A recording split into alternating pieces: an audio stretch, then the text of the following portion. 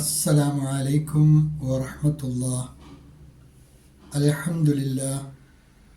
അല്ലാഹുമ്മ സ്വല്ലി അലാ മുഹമ്മദിൻ വഅലാ ആലി മുഹമ്മദ് വബാരിക് അലാ മുഹമ്മദിൻ വഅലാ ആലി മുഹമ്മദ് ഇന്നക ഹമീദും മജീദ്. ഊസൈക്കും ബിതഖ്വല്ലാഹ്. അഊദു ബില്ലാഹി മിനശ് ശൈത്വാനിർ റജീം. بسم الله الرحمن الرحيم. حنفاء لله غير مشركين به ومن يشرك بالله فكأنما خر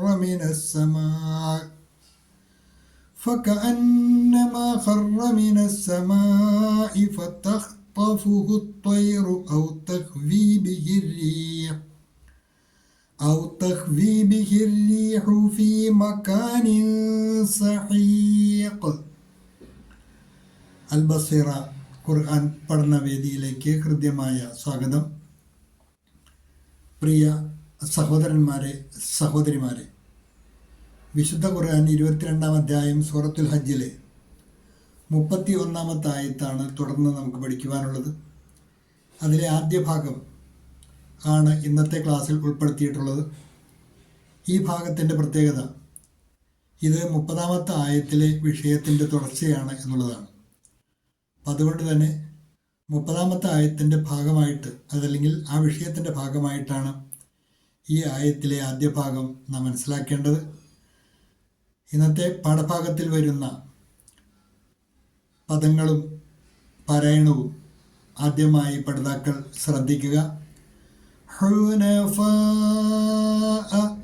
അവിടെ നിർബന്ധമായും സാധാരണയിൽ കൂടുതൽ നീട്ടേണ്ട മദ്ദാണ്. സാധാരണയിൽ കൂടുതൽ നീട്ടി തന്നെയാണ് അത് വായിക്കേണ്ടത്. ഹുനഫാഅ ലില്ലാഹി ഗൈറ മുശ്രികീന ബിഹി. അവിടെ വഖഫുള്ളതുകൊണ്ട് ബി എന്ന് വഖഫ് ചെയ്യുക. ഹുനഫാഅ ലില്ലാഹി ഗൈറ മുശ്രികീന ബിഹി. 30-ാമത്തെ ആയത്തിൽ ഹജ്ജ് കർമ്മങ്ങളുടെ പൂർത്തീകരണത്തിൻ്റെ ഭാഗമായി അല്ലാഹു സുബ്ഹാനഹു വ തആല 3-4 ഗുണങ്ങൾ അതുമൂലം കൈവരിക്കേണ്ടതുണ്ട് എന്ന് പഠിപ്പിക്കുകയുണ്ടായി. ആദ്യമായി അല്ലാഹു പവിത്രമാക്കിയ വസ്തുക്കളെ ബഹുമാനിക്കണമെന്നും അല്ലാഹു ഹലാലാക്കിയത് ഹലാലായും ഹറാമാക്കിയത് ഹറാമായും തന്നെ പിന്തുടരണമെന്നും അത് മാറ്റിമറിക്കുന്ന സാഹചര്യം ഉണ്ടാകരുത് എന്നും, അതുപോലെ തന്നെ വിഗ്രഹവുമായി ബന്ധപ്പെട്ട മാലിന്യങ്ങളിൽ നിന്ന്, അള്ളാഹുവിൽ പങ്കുചേർക്കുന്ന സർവ്വ പ്രവർത്തനങ്ങളിൽ നിന്നും വിട്ടുനിൽക്കണമെന്നും, വ്യർത്ഥമായ വാക്കുകൾ ഒഴിവാക്കണം, സംസാരം ഒഴിവാക്കണമെന്നുമുള്ള കാര്യങ്ങൾ കഴിഞ്ഞ ആയത്തിൽ അള്ളാഹു സൂചിപ്പിക്കുകയുണ്ടായി. അതിൻ്റെ ബാക്കി ഭാഗം എന്നുള്ള നിലയ്ക്കാണ് ഈ ആയത്തിലെ ആദ്യ ഭാഗം വരുന്നത്. ആ സ്വഭാവങ്ങളുടെ കൂട്ടത്തിൽ തന്നെ പെട്ടതായി അള്ളാഹു എടുത്തു പറഞ്ഞതാണ്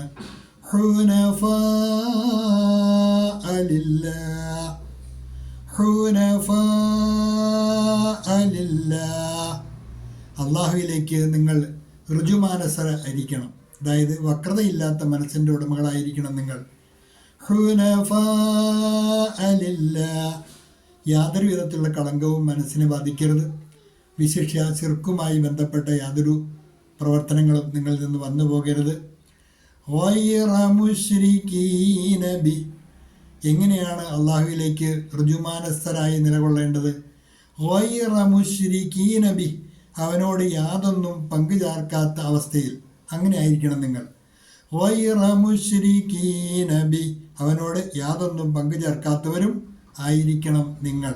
അതായത് ഹജ്ജ് കർമ്മങ്ങൾ പൂർത്തിയാക്കി ഉമ്മ പ്രസവിച്ച കുഞ്ഞിനെ പോലെ നിഷ്കളങ്കമായ മനസ്സിൻ്റെ ഉടമകളായിത്തീരുന്ന ഓരോരുത്തരും അവരുടെ ജീവിതത്തിൽ കാത്തു സൂക്ഷിക്കേണ്ട അതിമഹത്തായ ഗുണം, അവർ ഋജുമാനസായിരിക്കണം.